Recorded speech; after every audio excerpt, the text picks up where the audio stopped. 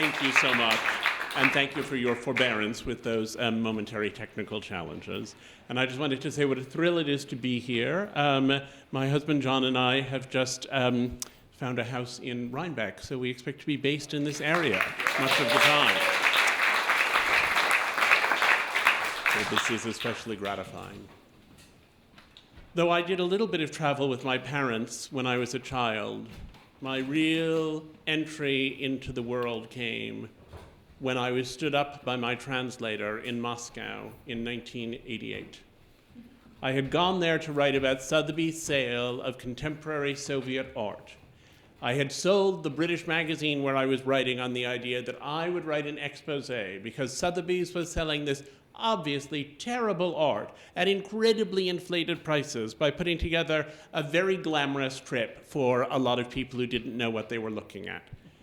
And then I got to Moscow, and my second day there, I was supposed to interview a group of artists, and my translator stood me up. And I didn't want the artists just to be there waiting for me, not knowing what had happened. So I thought, well, I'll go over to their studios, and maybe there'll be someone there who can help me a little bit in English. And I went, and there wasn't anyone who could help me, but they said someone would come later. And so I spent that whole day sitting there in those studios and watching the artists interact with one another. And they looked at works of art that seemed to me, in many instances, to be rather undistinguished, and they burst into tears, or they burst out laughing, and they had these amazing, intense responses. And I began to understand, as I later understood more fully, that they had always constructed the work to look banal, to avoid the unwelcome attentions of the KGB, but that it was full of profound and encoded meanings. And because they had never thought they could show it to anyone beyond their own immediate circle, the key to those encoded meanings was personal knowledge of the artists themselves. And those artists believed that they lived in a society which was attempting to annihilate truth itself, and that they were truth's guardians. I remember one of them saying to me, "We have been in training to be not artists, but angels." And then, as they encountered the Western art world, he said, "But the Western art world wants us to make objects and not to be angels." And I was struck by the immediacy of that idea of being angelic and what it really meant for them. And in the summer of 1991, I was visiting those artists for what I thought would be a relaxing break. I finished my book. I thought it would be nice to spend a bit of time with them. And then one day, there was the coup in which right-wing extremists seized the Kremlin. Gorbachev was kidnapped. It was the coup that was to bring about the end of the Soviet Union. And the artists I had gotten to know were among the people who immediately launched into organizing the protest against what was happening. And they gave me a look to say, "Are you with us, or are you going to go home?" And I decided I was with them. And I stayed. And we had many extraordinary experiences. At that time, it was very fashionable in Russia to wear T-shirts with Western writing, even if you didn't know what they said. And there was one woman who had managed to jumpstart a large crane that she didn't really know how to operate, and she was shrieking orders at everyone while she tried to use construction materials to build these barricades. And she was wearing a T-shirt that said, "I'd rather be playing tennis." On the third day, a group of the artists and I went up to see where people had been shot the night before near Smolenskaya. And when we got there were flowers on the ground and old women speaking of tragedy. And suddenly a young man who looked kind of like an early revolutionary or the student in a Chekhov play, tweed cap, wire-rimmed spectacles, came running up and he said, "There are tanks approaching the barricades. There are tanks approaching the barricades. Come and defend the barricades." And we all went along with him because there had been rumors of tanks for days and days, and we'd seen almost none of them, and none of us took it very seriously. And we ranged ourselves in front of the barricades, hand in hand. And then a column of tanks rolled up. And I thought, this is not what I signed up for when I became an art critic. And the soldier on the front tank said, "We have been given unconditional orders to destroy this barricade." He said, "If you'll get out of the way, there's no reason for us to hurt you. But if you won't move, we'll have no choice but to run you down." And the artists said, "Give us just 1 minute. Give us just 1 minute to tell you why we're here. And the soldier folded his arms, and the artists launched into a disquisition on freedom and democracy that those of us who live in free democracies would be very hard-pressed to approximate. And they said, you're very young, you don't remember what tyranny was like. Let me tell you how terrible it was. And they said, you say you are only following orders, but you are choosing to follow these orders. And then the soldier sat for a full minute and looked at us, all wet, all bedraggled, all standing there slightly ridiculously in front of this makeshift barricade. And at the end of a minute, he said, what you have said is true, and we must bow to the will of the people. He said, if you'll clear us enough space so we can turn around, we'll take our tanks away, and we'll leave you your barricade. And we all stepped back, and the tanks made their great U-turns. And I thought in that moment, there is a certain truth in this idea that if you keep veracity alive in your work and in what you do, it's there when you need it. And all of the artists clapped and cheered, and I thought there was purpose in what they did. The purpose they believed in was truly there. Now, recently I had dinner with one of those artists, Andre Reuter, in New York, and we were talking about that time. And I said, given the iniquities of Putin's Russia, I said, do you regret having had that moment of great hope? Do you wish that it hadn't happened in that way? And he said, even if everything we hoped for failed, he said, and not everything we hoped for did, but even if everything we hoped for had failed, the fact of having had that moment of hope would nonetheless remain the defining experience of my life. There's nothing I've thought or painted or been that's come since then that wasn't inflected by it. And I came to understand that having these experiences of hope is like having a happy childhood. It equips you for despair that may lie ahead. And I found myself often thinking of the Italian political theorist Antonio Gramsci, who said that the only way that you could function as a revolutionary was with pessimism of the intellect and optimism of the will. And it was that optimism of the will that really became my subject. Now, I believe that travel is not merely a pleasant luxury or part of a reasonable education, but is actually a moral imperative for those who are able to travel and who can afford it. I really believe that in these perilously frightened times, when politicians are attempting to increase our anxiety about that which is foreign or different or alien or unusual, and giving us the feeling collectively as Americans that it is too dangerous to leave our country or to answer when somebody else knocks at our door, I believe that we have to recognize that we're all in the game together. I don't think that circling the wagons can work. I don't think it's possible. I don't think it would be advisable even if it were possible. I think we believe we're somehow putting ourselves into a fortress in which we're protected against all of those different kinds of people. But what we're actually putting ourselves into is really a prison. Carl Jung said, if one does not understand a person, one is likely to think him a fool. And I think it's very hard to understand a place where you've never been. I think we have a false notion of security that gets put forward. When I was in Libya, I was in Gaddafi's Libya, and I met many people who were in the government there.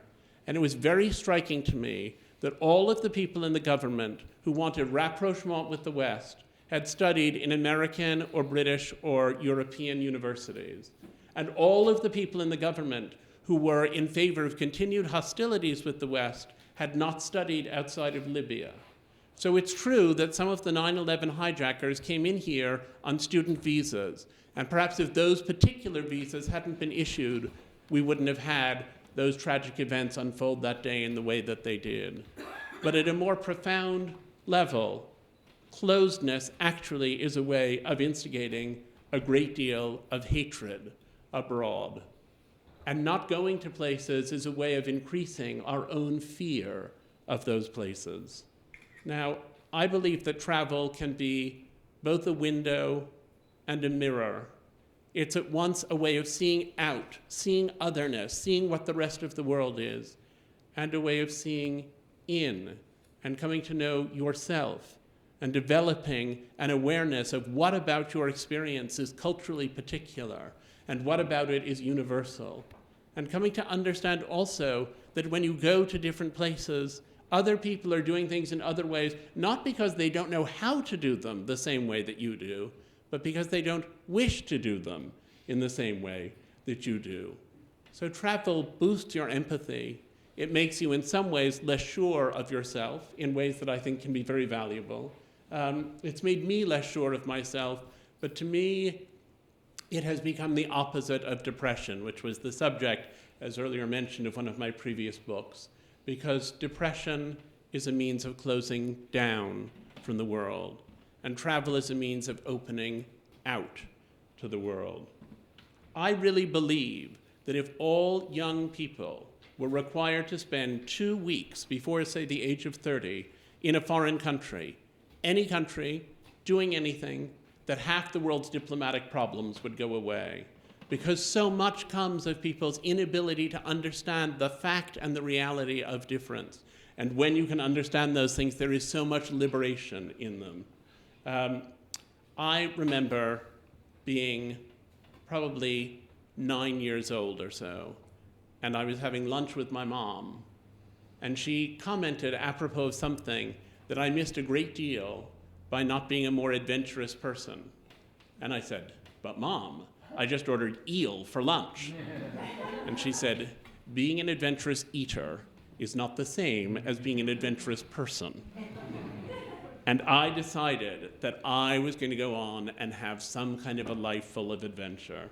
And I had the idea that if I could go to the places where history was unfolding, what my 9th grade history teacher used to call the crossroads of history, that I would be able not only to see those places, which would be interesting, and not only to see what happened there, but also perhaps in some way to participate in it. And I remember having that sense of wanting to be a part of history. And of course, the first time that I felt a part, in the tiniest way, but a part of history, was that day in Moscow when the coup failed, the same day that those tanks turned around, not because our group of tanks had turned around, but perhaps because of 1,000 similar moments unfolding all around the city. I reported from Afghanistan during the US invasion in its earlier stages. I was there in February of 2002. I took the assignment thinking that it was a hardship post, that I would have to go off to Afghanistan and that it would be fascinating but awful, and that I would endure it. And I loved Afghanistan in a way that I had never expected to. Loved it in a way that has made me all the more tearful for all of the things that haven't happened there that we might have helped to happen. But I remember as a moment, not related even to what I was researching, but as a moment that was remarkable to me, walking through a crowded market. I had gone with my translator to get a fur hat, these Afghan fur hats of the kind that Karzai always wore and that I thought were rather dashing. And then we were walking back through the market. And at that point, most Americans in Afghanistan were either UN or they were part of the military, and they weren't allowed to mix in crowded places. But I was, and my translator said it would be fine to go there. And then in the middle of it, he said, "Why don't you put on the hat?" And I said, "Oh, Farouk, I'm a foreigner wearing the hat. I think I'd look kind of silly." And he said, no, put on the hat. And I said, I'm not sure. And he said, "Come on, please put on the hat." So I said, "Okay," and I put on the hat. And all of a sudden, people burst into applause all around me. And I didn't understand what was happening. And one of them stepped forward and said, "You're an American, but you're here with us in our market, with us all together, and you're wearing a real Afghan hat in the real Afghan way. And we want you to know that you are welcome here." I had gone to investigate what was happening in the world of culture. And I had gone informed partly by an ongoing belief that I have that too much of the journalism one reads deals with two parts of the population. The journalists go off and they interview heads of state and leaders of big business, most of whom have an agenda attached to their responses to questions. And then they have the wisdom of the common man. My taxi driver said, the person who cut my hair commented, the person who served breakfast at my hotel suggested. And I think there's a lot that can be learned from those people.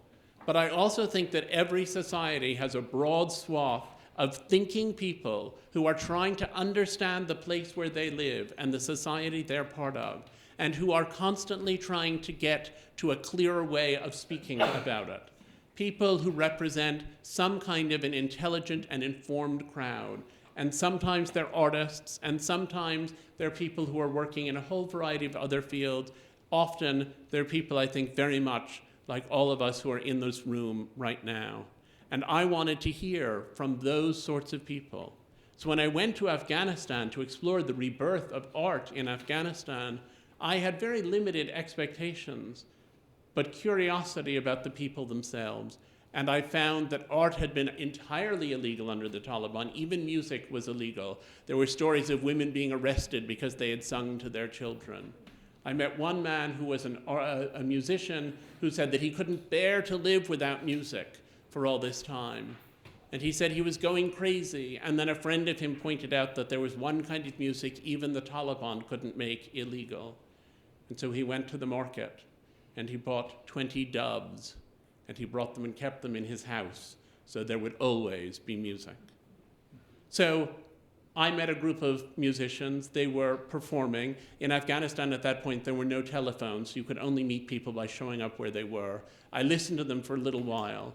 At the end of their playing, they said to me, "You seem interested in what we're doing. There are only 5 of us here today. There are 11 of us in our actual group.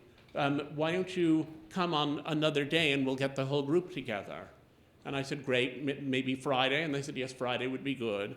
And then I said, because it was freezing cold where they were playing, February in Kabul is not a very pleasant month. I was living in a house with a bunch of journalists, and it was an old Al-Qaeda house that had central heating. And I said, "Would you like to come play at my house where there will be heat available?" And they said, "Oh, that would be great." And then I got home and I thought, wow, I have a large group of musicians coming to perform in my house on Friday afternoon. So I said to the other journalists with whom I was sharing the house that they were coming. And I said to the people I'd interviewed that they could stop by if they wanted to. And I asked the guy who was cooking in the house whether he could make some extra food. And he said, "Oh, I'll make dinner for the group." He said, "But I would need $100 in order to buy everything." And I thought, well, I think I can swing that. So he agreed to make dinner for 40 people for $100. And I invited the people from the UN who I'd met. And we ended up with this large group of people. And these musicians who had not been able to play for an audience for all of those years suddenly had an audience that was entranced by what they were doing. One at a time, the musicians would get up to go and get something to eat or to freshen up. But they stayed there. They started playing at 5 o'clock in the afternoon. They had said they would play for half an hour, and they were still playing at 5 o'clock the next morning. And every note they played was swelled with that fulfilled longing. And I've never heard anything else that sounded like it. Now, we could, I believe, have done a great deal in rebuilding Afghanistan for a tiny fraction of what it cost for us to invade Iraq if we had decided that that was what we wanted to do. And I think too many of our politicians have lost sight of the fact that the most successful piece of modern diplomacy was the Marshall Plan, and that process of rebuilding countries where you have ultimately been welcomed is the best way to secure friends and allies. We make other countries into our allies by engaging with them as much as we engage with them because they are our allies. When I was in China, I had assumed that the artists I was meeting there would be largely people who were sympathetic to my Western point of view about what ought to happen in China. It's hard to remember now when so much art is coming from China, but at that time there was a presumption that if Chinese artists were making anything that looked like what was made in the West, it was derivative. And if they were making anything that didn't look like what was being made in the West, it was provincial. And it was a hard sell that there were really these brilliant and thinking artists there. I remember going to talk to one of them who had been at Tiananmen Square, and I said to him, how did he feel in the aftermath of what happened there? And he said, well, he had been very pained by it, of course, and he had made art against it. He said, his name was Ni Haifang, he said, but he said, if it hadn't happened the way it did, there might have been civil war in China, and hundreds of thousands of people would probably have died. He said, so perhaps it was for the best. And I said to him and to the artist Zhang Peili, who was with me as well, how can you say that? How can you, after all that you did and after all you sacrificed to be at Tiananmen Square in that movement for democracy, how can you say that what they did was really right? And Zhang Peili said, idealism in the hands of an artist is a beautiful thing, and we will always exercise our right to idealism. It is our most fundamental right. He said, idealism in the hands of a leader, however, is a terrible thing, and we would never want to see it come in. He said, we will protest for democracy all the rest of our lives, but that doesn't mean that it's necessarily a good idea.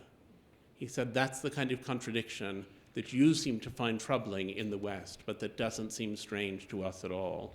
And I thought of all of the assumptions that we so often make in the face of these kinds of protest movements and the ways that they unfold.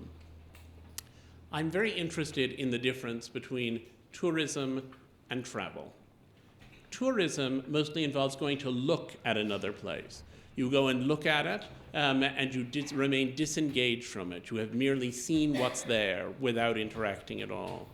Travel involves going and being fully engaged with another place and having the kind of deep conversations that you can have, or just having more engaged interactions of every kind. And I think that each of them exists always in the other.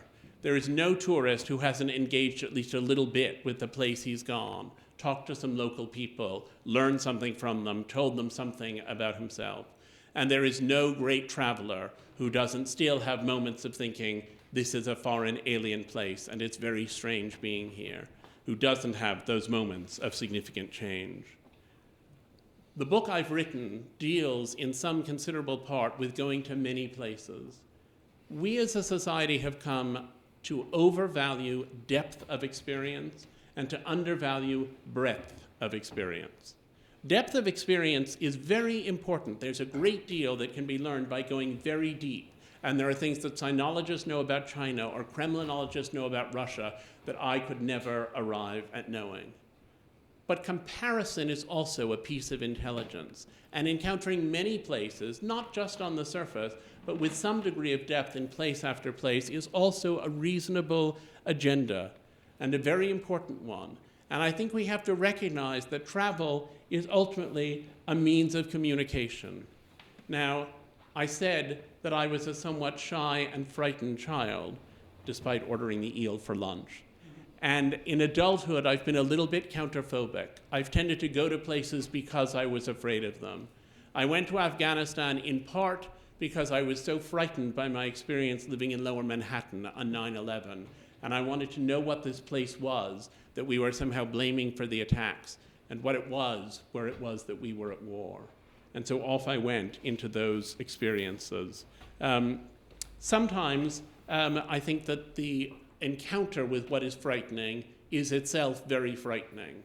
More often, actually, it's by doing the most frightening things that I've come to the greatest feeling of safety. In terms of my own interest in travel, I always think back to the time when I was about 6, and I was in the car with my father, and we were driving someplace, actually in Westchester, not so far from here, and my father made some passing mention of the Holocaust, and he thought I knew about it, and I didn't. And I started asking him what he was talking about, and the more he explained it, the less sense it made, as it doesn't make sense. And after I'd asked my sort of 10th question, he finally said, "It was pure evil," in a tone of voice that was meant to close down the conversation. But I had one last question. I said, those people who were Jews like us, I said, why didn't they just leave when everything got so bad? And my father said, they had nowhere to go. And I remember thinking, even when I was 7, that I was not going to have that problem, that I was going to have places to go everywhere, that I was going to have people who would be glad to see me, that I was going to have contexts I could step into where I would be welcomed, and that I would never be one of those who had no place to go.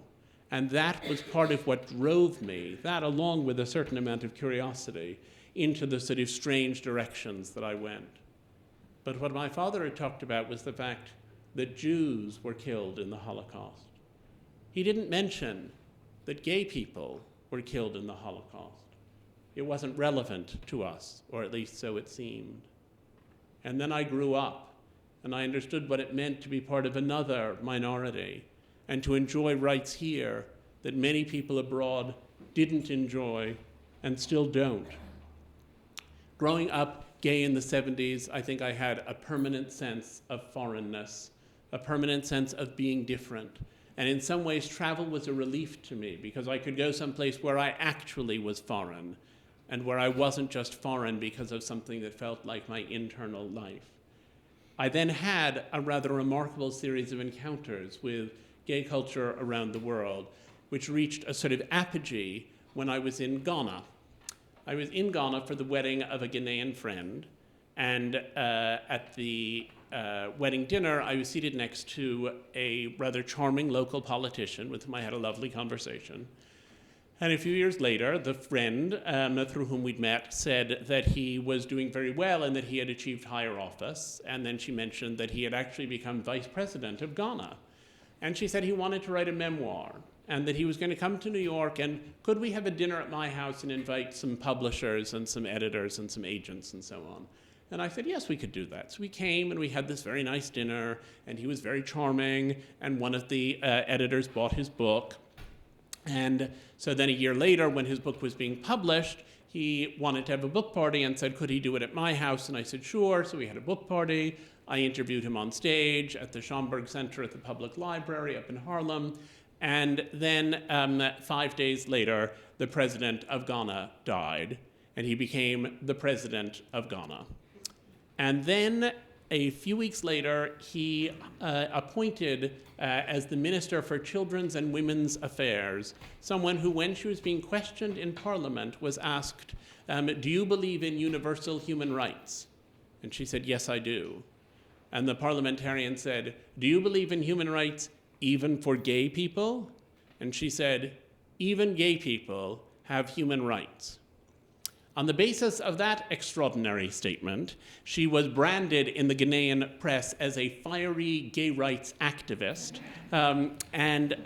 Then, about 6 months later, after there'd been a great deal of fuss about her, the suggestion was made that actually the reason that John Mahama had appointed a fiery gay rights activist was that his campaign had been paid for by an American gay activist who was his great friend. And suddenly I found myself all over the Ghanaian press. In fact, when I last checked, there had been more than 13,000 articles in the Ghanaian press mentioning my name. The president of Ghana called me and was very apologetic about the whole thing, but I began getting letters from people in Ghana. About a third of them came from gay people writing and saying, you can't imagine how terrible it is here. You can't imagine what happens to us. One of them wrote, I don't even know if I am in fact a person. About a third of them came from people saying, if you ever set foot in our country again, we will slit your throat, which is not such a great thing to wake up to on an ordinary Wednesday. But the last third came from people who wrote and said, I am not gay, but I believe in what you're doing, and I hope soon we will have human rights for all people here in Ghana.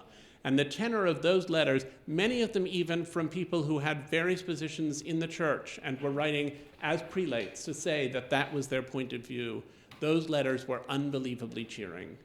My favorite letter, however, I have to say, was from the woman who wrote to me and said, I have just divorced my 5th husband and would like to try your LGBT thing. Can you tell me how it works?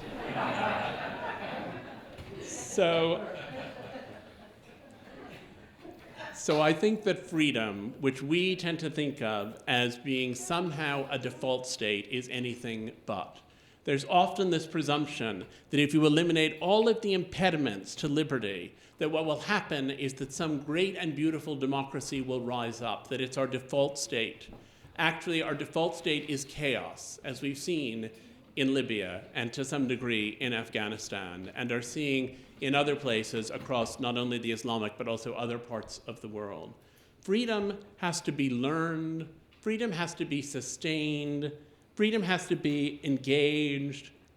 It's a thing people struggle to get to. When I was interviewing people who were survivors of rape during the genocide in Rwanda, who had had children from that rape, I would ask each of them after they told me their agonizing stories, whether they had any questions for me. And people would say, well, is your work going to be published in French? Are you going to use my actual name? How long are you going to stay in Kigali? Those were the kinds of questions I'd had. And my last day in Rwanda, I interviewed a woman, and when I said, do you have any questions for me? She said, well, you work in this field of psychology, right? And I said, yes, more or less. And she said, can you tell me how to love my daughter more? And I was so taken aback that I sort of fell back a step.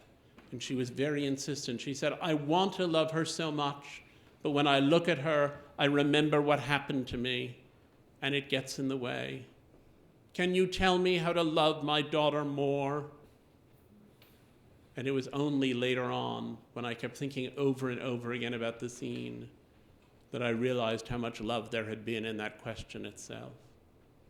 When I was in Afghanistan, I interviewed a group of women, liberal-minded women, who came to see me. They were wearing burqas. They came to the room where we were meeting, took them off, and sat down to talk. And I said, but the Taliban is gone, and the law has changed. Why are you still wearing those things? And the first one said, well, the Taliban could come back to power, and if they do, and if I've been seen not to wear this thing, they could punish me and other women who went out without a burqa. And the second woman said, well, she said, because if I get raped and I'm not wearing a burqa, everyone will say that it was my fault, and I'm afraid that's what would happen. And then the third woman said, I hate this thing. I hate it, and I swore that the day the Taliban fell, I would burn it and never wear it again. She said, but after 7 years, you get used to being invisible, and the prospect of being visible again is very stressful. And I thought that sad comment was the one that really summed up the difficulty. Toni Morrison once wonderfully said that after you are made free, you must learn to be free. A lot of the people I encountered were in that process of learning. I also found that the idea of freedom was one that was subject to a lot of renegotiation. When I was in Mongolia, which is the most stunningly beautiful place in the world, the country, aside from a few cities, has a nomadic population. And I was sitting with a couple of the nomads in their ger one day, and one of them said to me, he said, you understand that every few months we just pick up and we can go anywhere, and as long as it's not a city, we can set up anywhere and take our flocks anywhere with us. He said, tell me, he said, is America also a free country? And I thought, well, I had long thought it was. Now, I was very much struck when I was in Myanmar by the incredible power of the people I met there. And one of the people I interviewed was called Ma Thanagi. She's a writer. She writes mostly in English. She told me that she had been asked to be Aung San Suu Kyi's personal assistant. And she said, they asked me on a Friday, and I knew that if I took the job, I would be going to jail. And I spent the weekend thinking about whether I could do it with dignity. She said, I'm an Asian woman, I have great pride in my dignity. She said, and on Monday, I decided that I could do it with dignity, and I took the job, and I went to jail. And I said, and what was your experience like in jail? And she said, we had the most spectacular time. And I said, you had the most spectacular time in a Burmese jail? What are you talking about? And she said, the objective of the government was to make us miserable. And we realized that if we could be happy in their jail, then their punishment had failed. She said, I was with a group of women. Some of them were prostitutes and thieves. Some of them were in for political reasons. We decided to have a good time, and we did have a good time, she said. And when we left, we remained close friends, and I have lunch with my jail friends all the time. She said, they're among the people I'm closest to. Then I was talking to Dr. Mathi Da, a physician and human rights activist who had been in solitary confinement for almost the entire length of her sentence. And she described how she had meditated and tried to turn inward in that period, and how much she had grown through that process, and how her jailer had come to her one day and said, Mathi Da, you are free, and we are not. And she said, when I was finally let go from jail, I thanked the jailer for the time I had spent in his jail. I refused to thank him for letting me go. The American poet Emma Lazarus once famously said, until we are all free, we are none of us free.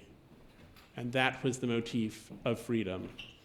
Now, my husband and I were recently talking to our son, who was 6 at the time, and said, George, he said, if you could go anywhere in the world, where would you most like to go?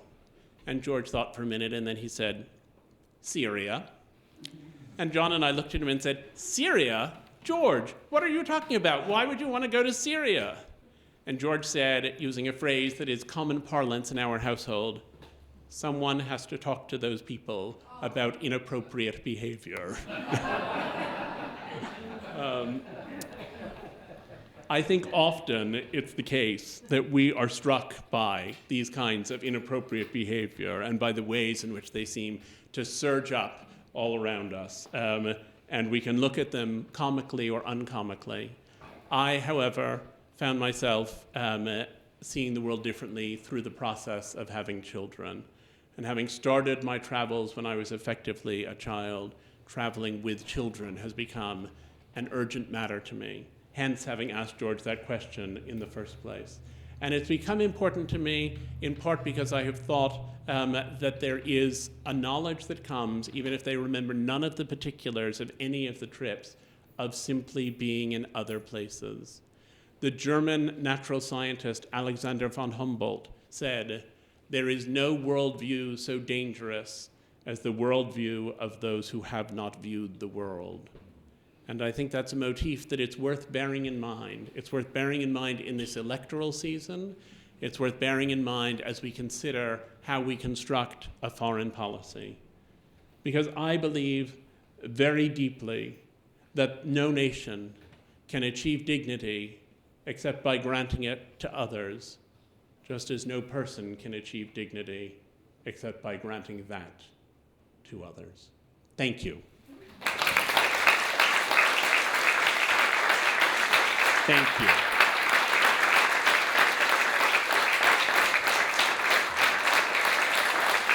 Thank you.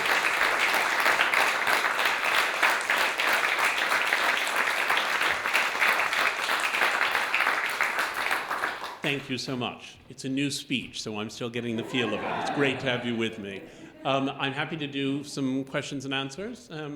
Questions, anyone? Oh, come on, someone has a question. Yes.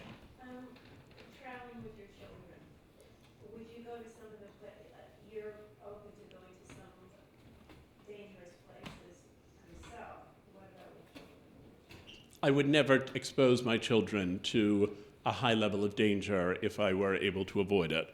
I sometimes think, though, that the idea of safety that we have can be very narrow. I mean, I've taken my son and my daughter to Brazil. We've gone to India. We've gone to a variety of places that seem relatively far-flung, but I certainly wouldn't take George to Syria, whether he wants to go there or not. In my own work, I've tried not to put myself in the face of unnecessary extreme danger. I haven't run into every war zone. I'm not bound at the moment for the places where fighting is actually happening. What I hoped was that if I stayed away from places, it was because I knew them to be dangerous rather than because they seemed fearful in the way they were talked about or described.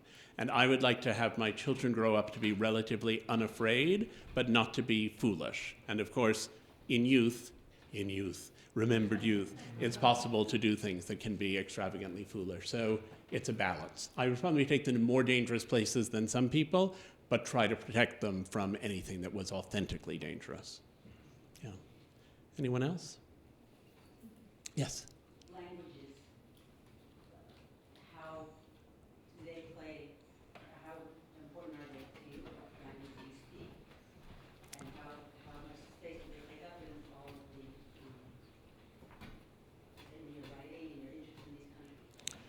I feel my kind of the gravest shortcoming of my education is that I have really quite bad high school French and English, and that's more or less it. I can say thank you in quite a lot of languages, but I can't really communicate in them. I think that there has been a tendency for journalists a lot of the time to work with translators who they have a sort of formal interaction with. I tend to try to get people who are in the communities I'm writing about who are willing to work with me doing translation so that there isn't that extra layer between me and the people I'm writing about. I wish I could say, I learned Chinese, I learned Farsi, I learned, all of the other languages that would be relevant.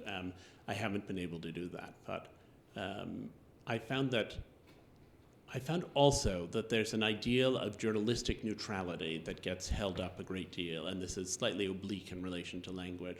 But part of what you're supposed to do as a journalist is somehow to disappear and simply observe what you've come to see. And in my experience, it's not possible simply to observe it. You are always engaged with it when you come to see it. So I think that the matter of being engaged in the lives of these people and communicating with them about their lives and trying to have a reciprocal relationship ultimately creates an intimacy that is as important as the one that would be achieved through language. But it would be better if I were better at languages. My husband is incredibly good at them. 4 days into our trip in Bhutan, he was conversing in Bhutanese. It's beyond me to do it. Thanks. Yes?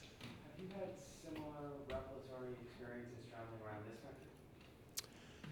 country? I have done a good bit of travel around this country, and I love this country. I really feel as though part of what's interesting to me in this country is understanding how different the regions of it are and how different their points of view are. I have a daughter whose mother is one of my closest friends from college. Mother and daughter live in Fort Worth, Texas. I therefore spend a lot of time in Texas, and my son lives with my husband and me. When I go back and forth to Texas, I'm often struck by the tendency to do with my New York values what I've sometimes admonished others not to do with their American values. I go down and think, but that's ridiculous, and this is how things ought to be, and so on. It's been an important exercise to learn a little bit of humility in the face of the differences that exist. Not so much with the people who are part of my family, but with the larger community there. That's a place where I've now spent a lot of time. My husband was born in Wisconsin, and we met when he was living in Minneapolis, so I have strong connections out of the Midwest as well. And I've done a lot of whistle-stop touring to speak in various places. I'm struck by how differently people perceive their own self-interest. I'm struck by how differently people perceive politics. I'm struck by how differently people view social divides. And I'm also struck, as I travel around, by the difference between the places where travel itself is highly valued and the places where most people haven't gone terribly far out of town. So it's all been broadening and revelatory, and in many ways, my American travel came later than my foreign travel. I started off with the abroad, and in some ways, recognizing those differences in people I expected to be the same was a much tougher exercise than recognizing differences in people I had known were different before I even began. You had a question?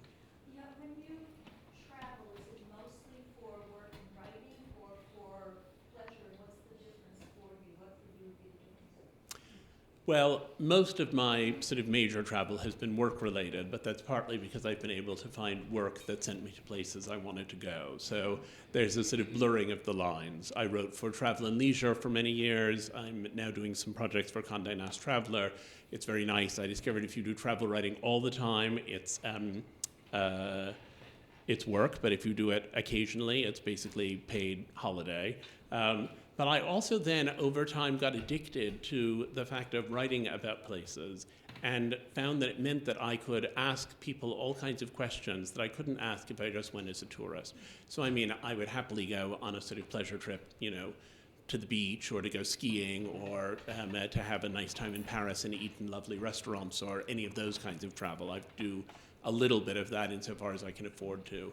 But these bigger trips, I went to Rio for Travel and Leisure to write about what Rio was like in the lead up to the Olympics. When I got there, I became very interested in what was going on with the pacification of the favelas, the attempt to reconcile the life of people in the slums with the life of people in the rest of the city who had effectively not been under the same jurisdiction or policing or laws or sewage treatment or anything. They were sort of totally separate entities, these favelas dotted all the way through Rio.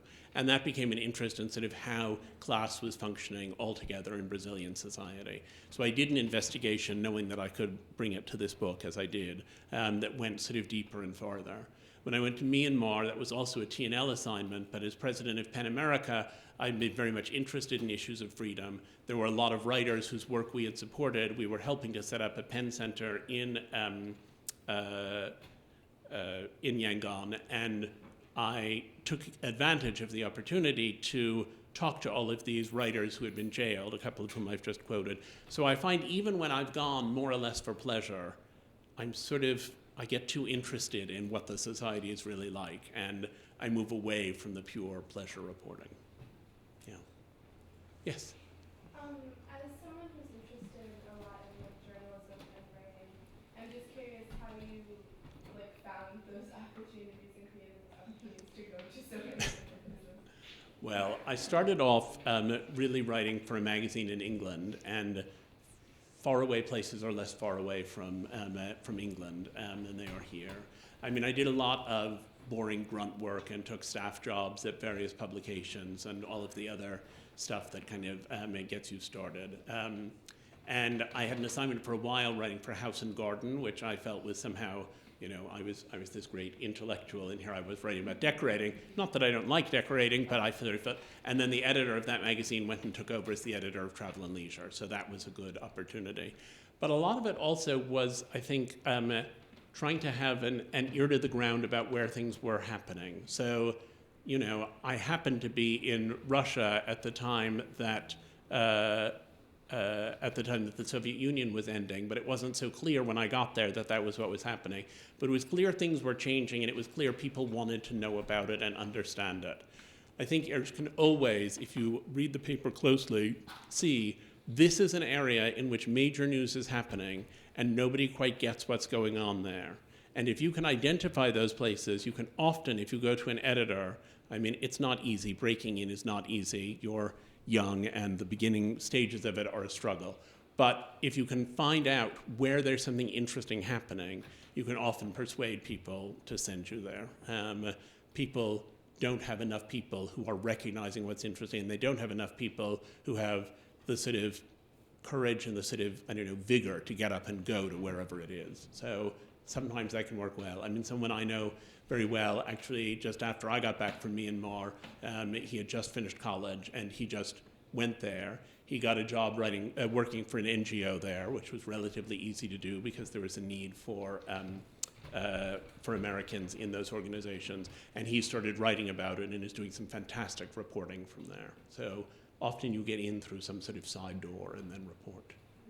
I'll do one more question, and then I'll do two more questions, and then I'll wrap up. Yes? I was just wondering if there's a step after the counterphobic impulse gets you to travel and you immerse yourself in the experience as you so deftly do. Is there another impediment to overcome before you manage to make the arresting narrative that you always do from the experiences, or is it just straightforward that the narrative comes forth from the experience?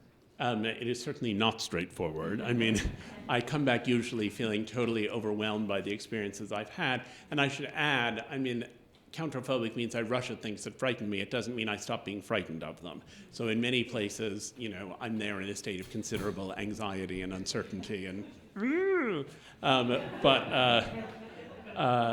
but then coming back and trying to organize the material usually takes me a long time and a lot of doing. And it's often very striking to me, and it's particularly true in those circumstances. I go back to the recordings or notes I have of interviews, and sometimes the people I found most compelling have really said the least. And it's quite startling when I look at the transcript and I think, but that was such an amazing conversation. And other people who I thought, I don't know why I'm even talking to this person, have actually said incredibly interesting things. And it's like having a mosaic. I will have interviewed, when I was in Myanmar, I think I came back and I had done sort of formal sit-down interviews with that 30 people. And then I had also made notes as I went along about experiences I had. as you read through them, you begin thinking, oh, wait a minute, this person's and that person, those sort of fit together. It's like a big jigsaw puzzle. And it's a very gradual process of getting it all to be orderly. And then there's a point toward the end at which I think, I don't care whether these pieces fit together, they're going next to each other. And mostly no one complains. I'll do that last question. Are there some countries you've traveled to that do better jobs at supporting mental health for their people? And if so, where and what have you observed? Well, I would say, I would hearken back to the Undop, the ritual that you saw the pictures of me from with the slaughtered ram, and say that when I was having that experience, I thought, this is kind of colorful, but it's based on shamanistic principles that I don't believe in. There was the notion that I had these evil spirits, and the evil spirits were going to be cast out, and there was the rather endearing information that the evil spirits apparently were jealous of my real-life sexual partners, and that was what had really started this whole thing. It was a whole complicated narrative. But what was really striking to me in the experience was that everyone in the village took the day off from their work in the fields to come together and to be part of this Undop.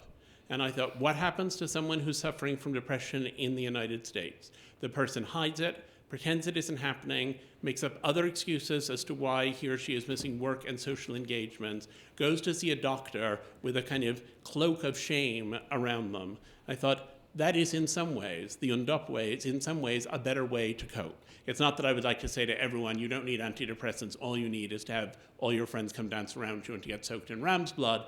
It's just that I think that there is a lot of wisdom to be learned from that. There was some work done a while ago on where the best outcomes were for patients with schizophrenia, and there were a variety of measures that were used. And the country that came out as having the best outcomes overall was India. And everyone said, India? But there's so little access to really good treatment in India. And there is, but there is much more of a tradition of including people who have mental illnesses in the daily life of extended families, rather than in sending them off to treatment centers where they're isolated from any sense of affection around them. And while that doesn't make the schizophrenia go away, it does actually often extend people's lives and allow them to do much better in the face of the illness they're contending with.